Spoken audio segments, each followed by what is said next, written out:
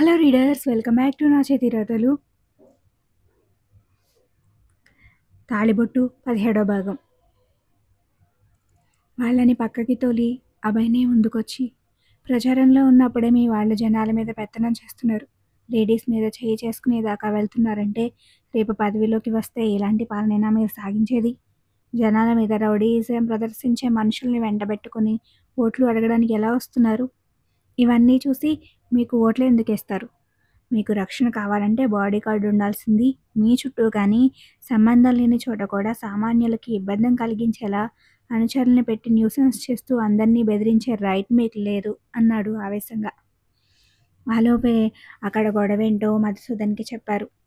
Media వాళ్ళనే దృష్టిలో ఉంచుకున్న సదరు రాజకీయవేత్త ఆబ్వియస్లీ తన మంచితనం ప్రదర్శించుకోవడానికే మొగ్గు చూపాడు. అందులో భాగంగానే, ఏంట్రా ఇదంతా, దారి ఇవ్వకుండా ఆడాళ్ళ మీదకి వెళ్తావా? నేనెక్కడుంటే అక్కడ జనాలకి ఇబ్బంది పెట్టడం ఏంటి? బుద్ధి లేదా అని తన వాళ్ళకే 4 అక్షింతలు వేసి స్ఫూర్తికి క్షమాపణలు కూడా చెప్పించాడు. అభయ్ అదేమీ పట్టించుకోకుండా స్ఫూర్తి హ్యాండ్ పట్టుకుని తీసుకెళ్ళిపోయాడు. మీడియా వాళ్ళకి ఎంత చెప్పాలో అంత చెప్పి, మధ్యలో ఎవరో కావాలనే గొడవని పెద్దది చేసి తన మీద బురద జల్లుతున్నారని దాన్ని అపోజిషన్ పార్టీ అకౌంట్లో వేసేసి అక్కడి నుంచి వచ్చేశాడు మధుసూదన్. కానీ అప్పటికే మాల్లో జరిగిన గొడవ టీవీల్లో, సోషల్ మీడియాలో వైరల్ అయిపోయింది. సామాన్యుల మీద రాజకీయ కార్యకర్తల జులుమంటూ. బయటకు వచ్చాక ఆ న్యూస్ చూసి మరోసారి తన వాళ్ళకి కోటింగ్ కూడా ఇచ్చేశాడు. ఉన్న తలనొప్పులు చాలవన్నట్టు చిన్న విషయాలకు కూడా పార్టీ పేరు చెప్పి మీడియా దృష్టిలో పడితే ఒక్కొక్కటి తల తీసేస్తా వెధవల్లారా. ఏం చేసినా మూడో కంటికి తెలియకూడదు. ఎలక్షన్స్ అయ్యేదాకా గొడవలకి దూరంగా ఉండండి అని వార్నింగ్ ఇచ్చారు. అందరూ గొడ్డుల్లా తలూపారు. రాత్రి మన వాళ్ళ మీద అటాక్ చేసిన వాడెవడో తెలిసిందా? ఇండైరెక్ట్గా అభయ్ గురించే అడిగాడు మరోసారి. లేదయ్యా, ఆ ఏరియాలో సీసీ కెమెరాలు లేవు. బస్సు కూడా మామూలు Palle Velugu. Ticket booking అయ్యుంటే details తెలిసేవి అని భయంగా బదులిచ్చాడు ఒక అనుచరుడు. ఇంకా స్పృహలోకి రాని తమ మనిషి త్వరగా లేచి అభయ్ డీటెయిల్స్ తెలియచేయాలని గట్టిగా అనుకున్నాడు మధుసూదన్. అది ఆయనకి చాలా చాలా ముఖ్యం. పైకి గంభీరంగా ఉన్న లోపల మాత్రం అనుక్షణం భయపడుతున్నాడు. ఎక్కడ ఎవరో తెలియని అభయ్ దొరకడో అని. కారణం, రాత్రి జరిగిన ఆ సంఘటన మీదే తన రాజకీయ భవిష్యత్తు ఆధారపడి ఉండడం. మాల్ నుంచి బయటకు వచ్చాక స్ఫూర్తి చేతిని వదిలేసి కారులో వెళ్ళిపోయాడు అభయ్. అంతదాగా అతన్ని చూసి మురుసుకున్న ఆమె కళ్ళు మళ్ళీ చెమ్మని చేరుకున్నాయి. అటుగా పోతున్న ఆటోని ఆపి ఎక్కింది ఇంటికి వెళ్ళడానికి. మనసంతా అతని చుట్టే తిరుగుతూ ఉక్కిరి బిక్కిరి చేస్తుంటే నిజంగా నమ్మలేదా వాడిని నేను అని మొదటిసారి ప్రశ్నించుకుంది. నిజానికి అలాంటి సిచ్యువేషన్ తను కూడా కల్పించింది అతనికి, అది కూడా అతని తల్లి విషయంలో. కానీ అతనెప్పుడూ ఆమెని నిరుత్సాహపరచలేదు. అతని మీద తనకి నమ్మకం లేదనే ఊహని కూడా రానివ్వలేదు. మరి తనెలా అతనికి అలాంటి ఒపీనియన్ కలిగేలా చేసిందో అర్థం కావడం లేదు. ఏదైనా మరోసారి అభయ్తో మాట్లాడి ఆ మిస్అండర్స్టాండింగ్స్ తొలగించుకోవాలని నిర్ణయించుకుంది. అంతలో ఫోన్ టింగ్ టింగ్ అని ఒకటే మోత. వైరల్ అవుతున్న న్యూస్ గురించి అడుగుతూ మెసేజెస్, కాల్స్ వస్తున్నాయి ఫ్రెండ్స్, రిలేటివ్స్ నుంచి. ఇప్పుడు అవన్నీ తీసి ఎక్స్ప్లెయిన్ చేసే ఇంట్రెస్ట్ లేక మొబైల్ సైలెంట్లో పెట్టేసింది. ఎన్నిసార్లు కాల్ చేసినా లిఫ్ట్ చేయట్లేదని దివాకర్కి కూడా అసహనం పెరిగిపోయింది. ఆ కోపం భార్య మీదకి మళ్లించాడు. నా మాట వినకుండా అల్లుడు గిల్లుడు అంటూ అమ్మాయిని వాడితో పంపించావు. ఇప్పుడు చూసావా ఏమైందో? పోయి పొలిటీషియన్స్తో పెట్టుకుని నా కూతుర్ని, నా పరువుని రోడ్డు మీద పెట్టాడు. అమ్మాయి ఎలా ఉందో ఏంటో, ఫోన్ కూడా తీయట్లేదు. వాళ్ళు కానీ పగబడితే దాని బతికేమవుతుంది? మధ్యలో ఈ పరామర్శలొకటి. ఒక్కొక్కడికి చెప్పలేక చస్తున్నా అని విసుక్కుంటూనే ఎవరో కాల్ చేస్తే ఏదో నచ్చ చెప్తున్నాడు. కూతురు కోసమే గొడవకి దిగాడని తెలిసి కూడా ఒప్పుకొని మీ అహానికి ఏం పేరు పెట్టాలో అనుకుంటూ భర్తని చిరాగ్గా చూసి తన పని చేసుకుంటుంది వాణి. ఇంటి ముందు ఆగిన ఆటో నుంచి దిగింది స్ఫూర్తి. వెనకే అభయ్ కారు కూడా వచ్చింది. జంటగా వెళ్ళి ఎవరి దారిన వాళ్ళొచ్చారు తాయారు అంటూ భార్యని చూశాడు వెంకీ తాత. అయితే ఏంటి తాత, ఇంటికి ఇద్దరూ ఒకేసారి వచ్చారు. ఆటో స్పీడు, కార్ స్పీడు ఒకేలా ఉంటుందా ఏంటి? అది నోటీస్ చేయాల్సింది. కథాగ్రాని అని అరిసెలు లాగిస్తూ అన్నాడు వేదబాబు. భామ వేద మాటలు పట్టించుకోకుండా స్ఫూర్తికి ఎదురెళ్ళింది.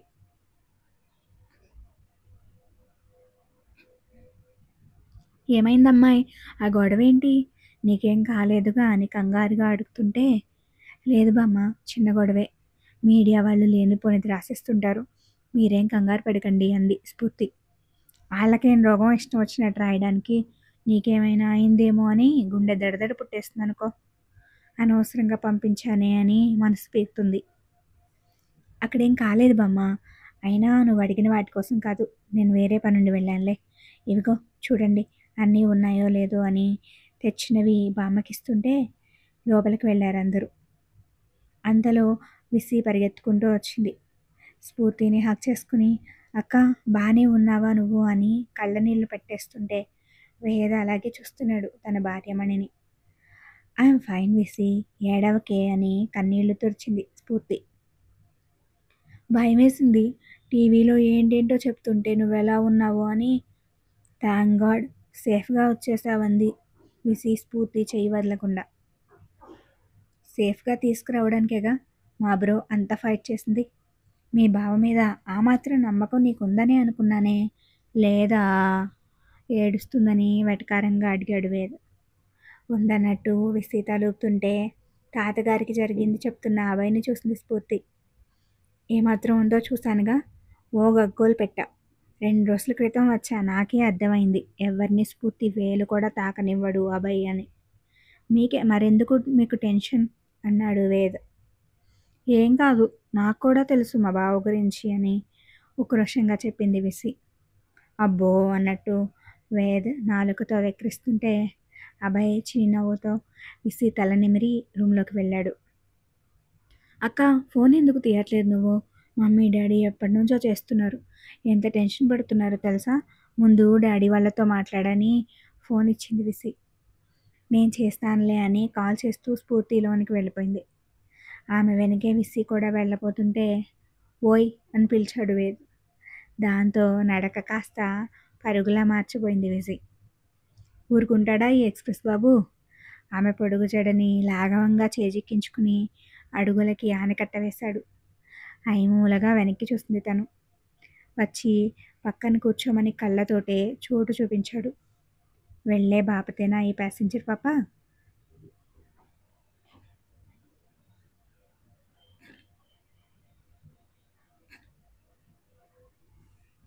తన జడకి విముక్తి కలిగించడానికి ట్రై చేసింది. వేదు ఒక్కసారి వెనక్కి గుంజాడు. వెళ్ళి అతని పక్కనే ఉయ్యాల బల్ల మీద సెటిల్ అయింది. ఆడవారి మాటలకి అర్థాలు వేరన్నారు కానీ మా జెంట్స్ మాటలకు కాదు. ఇటు రమ్మంటే అటుపోతావే అని బుగ్గలాగాడు. ఇంట్లో అక్కడక్కడ ఉన్న చుట్టాలు తమను చూసి నవ్వుకుంటుంటే మహా ఇబ్బందిగా ఉంది విసికి. ఈ పిల్లోడేమో వదిలే రకం కాదయ్యే.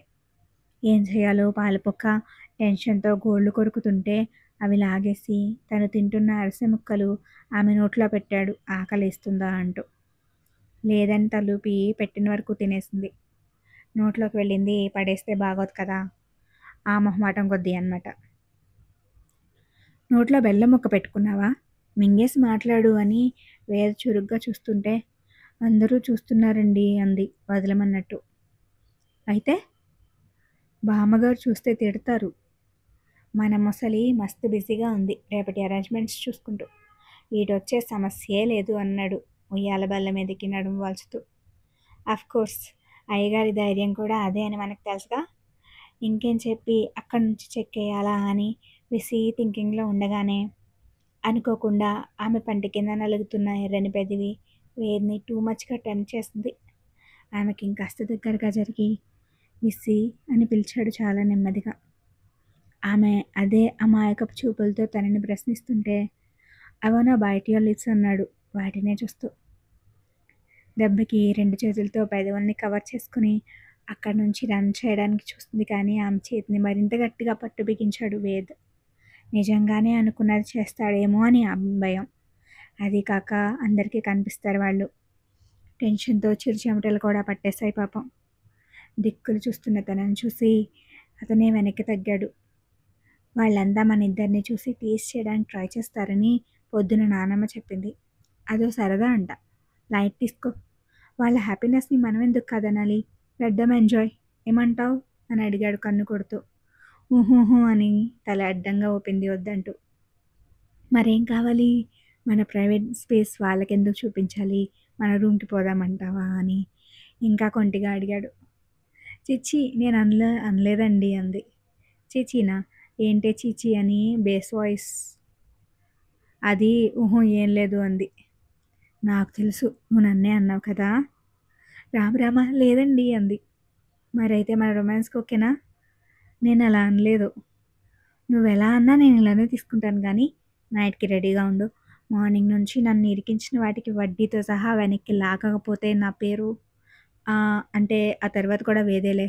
ఈ ఏజ్‌లో బారసాల మన పిల్లలకి చేస్తే బావుంటుంది కానీ నేను చేసుకుంటే అంతగా బాగోదేమో అన్నాడు ఆలోచిస్తూ. బామ్మగారికి చెప్తాను మీరు నైట్‌లా వస్తే అంది ధైర్యం చేసి. ఏమన్నా? హమ్మ ప్యాసింజర్ పాప. ఆఖరికి గ్రానీ పేరు చెప్పి నన్ను బ్లాక్‌మెయిల్ చేసేదాకా వచ్చేసావన్నమాట అని ఓవర్ డ్రామా చేస్తుంటే, మరి మీరు అలా రావడం తప్పు కదండీ అంది బెదురుగా చూస్తూ. మరేం రైట్ అంటావు చెప్పు. కొత్తగా పెళ్ళైనా కాలేదన్నట్టుగా ఉండనా? ఇంట్లో మన కోసం పెళ్ళాం అనే పర్సన్ ఒకటి ఉందన్న విషయమే మర్చిపోయి రోజంతా బయట పెత్తనాలు చూసుకుని నైట్ అయితే బెడ్ మీదకి మాత్రం గుర్తు తెచ్చుకునే హస్బెండ్‌లా ఉండడం బావుంటుందా? అతను అడగడం వెటకారంగానే అడిగినా రియల్ లైఫ్‌లో ఎంతోమంది ఆడవాళ్ళు ఫేస్ చేస్తున్న సెన్సిటివ్ ఇష్యూ అది. అది తనకి అస్సలు నచ్చదన్నట్టు చెప్పిన వేద్ మెంటాలిటీకి మరోసారి ఇంప్రెస్ అయింది విసి. అతను అలా కాదు అనుకుంటుంటే మనసులోనే ఆనందం కలిగింది. బయటికి మాత్రం చెప్పక ఏమో అంది చిన్నగా. కర్మ అని తల కొట్టుకున్నాడు వేద్. ఏమైందండి అని అడిగింది అర్థం కాక. నా ఫ్రెండ్ ఒకడున్నాడులే మానస్ అని. పాపం వాడికి కూడా సేమ్ సిచ్యువేషన్. నేను గుర్తొచ్చానంట. అందుకే జాలి పడుతున్నాం ఒకరి మీద ఒకరు. ఎందుకు జాలి అని అసలు అర్థం కాక అడిగింది. మరేమో ఏ హీరోకి ఇవ్వని స్పెషల్ సెన్సిటివ్ పెళ్ళాలని మాకే అంటగట్టిందిగా గజ్జల మేడం.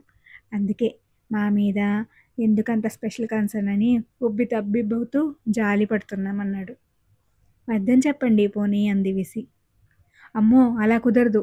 ఫిక్స్ అయిపోయాం ఆల్రెడీ. ఇంకో ఛాన్స్ కావాలంటే నెక్స్ట్ జన్మలోనే. అది సరే గాని నీకు హిందూ దేవుళ్ళు తెలుసా అని అడిగాడు. తెలుసు అంది. అయితే రొమాన్స్ గాడ్ మిస్టర్ మన్మధుడి ఐడియా ఉన్నాడా? మళ్ళీ దగ్గరికి జరుగుతూ అడిగాడు. విసి పెద్ద కళ్ళతో అతనికి ఒక లిక్కిచ్చి చూపు తిప్పేస్తూ లేదన్నట్టు హెడ్ నోట్ చేసింది. నో తెలియవు ఇలాంటివి తమరికి. రాముడు చేసిన వనవాసం, కృష్ణుడు బోధించిన భగవద్గీత, దుర్గాదేవి ఖాతాలోని మహిషాసురుని మరణం లాంటివైతే బాగా తెలుసు కదా. భలే కథలు చెప్తారే మీ అమ్మాయిలు అని రుసరుసలాడాడు. తనలో తానే నవ్వుకుంది తప్ప బదులివ్వలేదు విసి. నాకు డౌట్ అసలు పెళ్ళవగానే అబ్బాయిలకి మన్మధుడు పూనినట్టు అమ్మాయిలకి రతీదేవి ఎందుకు ఆవహించదు అంటావు? ఇదెక్కడ న్యాయం అసలు? అదే జరిగితే మాకిన్ని తిప్పలు ఉండకపోదును కదా. ఏంటో కష్టాలన్నీ కొత్తగా పెళ్ళైన మగాడికే రాశాడు ఆ దేవుడు. పురాణాల్లో మునులు శివుడు విష్ణువు కోసం తపస్సు చేసినట్టు నేను మన్మధుడి కోసం తపస్సు చేస్తే ఎలా ఉంటుందంటావు?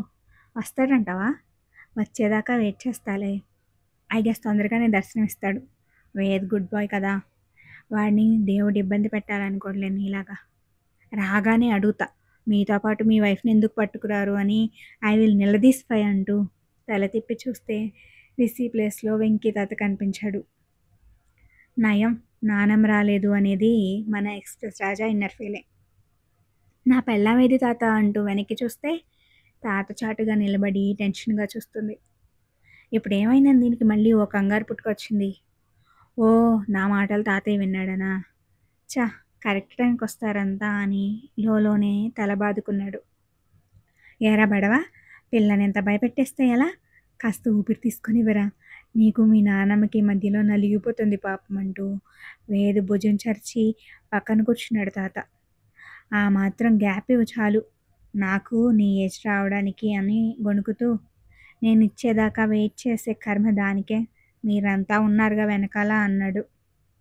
నేను పిలవలేదన్నట్టు చూసింది విసి. వాటెవర్, తర్వాత చెప్తా నీ సంగతి అన్నట్టు లుక్కిచ్చి బయటికెళ్ళిపోయాడు. చిన్నగా నవ్వుకుంది తను. రామ్మా, ఇలా రా అని పిలిచాడు తాత. వెళ్ళి బెరుగ్గా నుంచుంటే, ఎందుకంత భయం నీకు? దా నా పక్కన కూర్చో, మనం కాసేపు కబుర్లు చెప్పుకుందామంటూ పక్కన కూర్చోపెట్టుకున్నాడు. విసి స్మైల్తో చెప్పమన్నట్టు చూస్తుంటే, నిజంగా భయపడుతున్నావా వాడిని చూసి అని నవ్వుతూ అడిగాడు వెంకీ తాత. ఏం చెప్పాలో తెలియక దిక్కులు చూసింది. అంత భయం అక్కర్లేదు విసి, వాడంతే. ఇక్కడ నీకేదైనా ఇబ్బంది కలిగితే ఇలా నీలోనే పెట్టుకోకు, నాకు చెప్పు, లేదా మీ అమ్మమ్మకి చెప్పు, లేదు నువ్వే తెలుసుకో. ఇక మీదట ఈ ఇల్లు నీదే. అలాగే తాతగారు అంది చిరునవ్వుతో. నువ్వు చెప్పకపోతే మాకు తెలీదు అనుకోకు. నాకు మీ అమ్మమ్మకి వాడి సంగతి బాగా తెలుసు. పెంచింది మేమే కదా. మాకున్నది వాడొక్కడే. గారాబం ఎక్కువ చేసాం. అందరితో కలిసిపోతాడు, అందరినీ తనతో కలుపుకుంటాడు. మీ భాషలో చెప్పాలంటే వాడు హైపర్ యాక్టివ్ అంటుంటే, చదువుకున్నారా తాతగారు మీరు అని అడిగింది. ఎంత మాట అనేసావు తల్లి. ఆ కాలంలో మా ఊర్లో ఇంటర్మీడియట్ దాకా చదివిన ఒకే ఒక్కడిని నేనే తెలుసా. అప్పట్లో ఉద్యోగాలకి చదువుకి పెద్దగా విలువ ఉండేది కాదు. అందుకే నేను కూడా వ్యవసాయం వైపే మొగ్గు చూపి ఇక్కడే ఉండిపోయాను. నా కొడుకు కూడా నాలానే. వాడికి వేది ఒక్కటే. వీడికి 10 ఏళ్ళు వచ్చేసరికి కొడుకు కోడలు దేవుడి దగ్గరికి వెళ్ళిపోయారు. మాతో అలవాటే కాబట్టి వేద తొందరగానే బయటపడ్డాడు. స్కూల్ వయసు నుంచే పెత్తనాలు వెలగబెట్టేవాడు. అల్లరి చేయడంలో కూడా ముందే. చిన్నప్పుడు అందరూ వాడిని చిచ్చర పిడుగు అనేవాళ్ళంటే నమ్ము. 10వ తరగతి అయ్యాక మరీ అల్లరిగా మారిపోతున్నాడు, హద్దుల్లో పెట్టాలని మీ అమ్మమ్మ వాడిని హాస్టల్లో వేసింది. మారాడనుకున్నావా? అక్కడ స్నేహితులతో కలిసి మరింత ముదిరాడు. 2 ఏళ్ళు అయ్యాక మళ్ళీ ఇక్కడికి వచ్చేయమంది మీ బామ్మ. రాను, ఇక్కడే చదువుకుంటా అని మాకు దూరంగానే ఉండి చదువు పూర్తి చేశాడు. సెలవులకి మాత్రం మా దగ్గర వాలిపోయేవాడు. తర్వాత ఉద్యోగం అంటూ దూరంగానే ఉన్నాడు. దీనికేమో వాడు మాతోనే ఉండాలని ఆశ. కానీ వాడి భవిష్యత్తుకి అడ్డుపడలేంగా. పెళ్లి చేసేస్తే అక్కడ వాడికి తోడుంటుందని పంతం పట్టి ఒప్పించింది. అప్పుడే కాదు, నేను సెటిల్ అవ్వాలి అంటూ ముందు వద్దన్నాడా. ఇప్పుడేమో నీ చూడు, నీ వెనకాలే తిరుగుతున్నాడు. పెళ్లి చేసుకున్నా కదా అని కాదమ్మా, వాడికి నువ్వు బాగా నచ్చావు కాబట్టి. ఎందరితో కలిసిపోయే మనస్తత్వమే అయినా మనసుకు నచ్చిన వాళ్ళతో ఉండే చనువు వేరు. వాడి దూకుడు చూసి నువ్వు బెదిరిపోక వాడి ప్రేమను చూడు. ఎంత అదృష్టమో అనిపించకపోతే అడుగు అని మనవడిని పొగుడుకుంటున్న తాతను చూస్తూ ఉండిపోయింది విసి. నువ్వు ఇలా బెదిరిపోకుండా వాడిని బాగా చూసుకో తల్లి. మాకంతకన్నా ఇంకేం వద్దు. ప్రతి పండక్కి వాడిని ఇక్కడికి తోలుకొచ్చేయాలి నువ్వు, సరేనా అని అడిగాడు తాత. అలాగే తాతయ్య అంది విసి ఆయన ప్రేమకి అభిమానంగా చూస్తూ. Thank you for watching.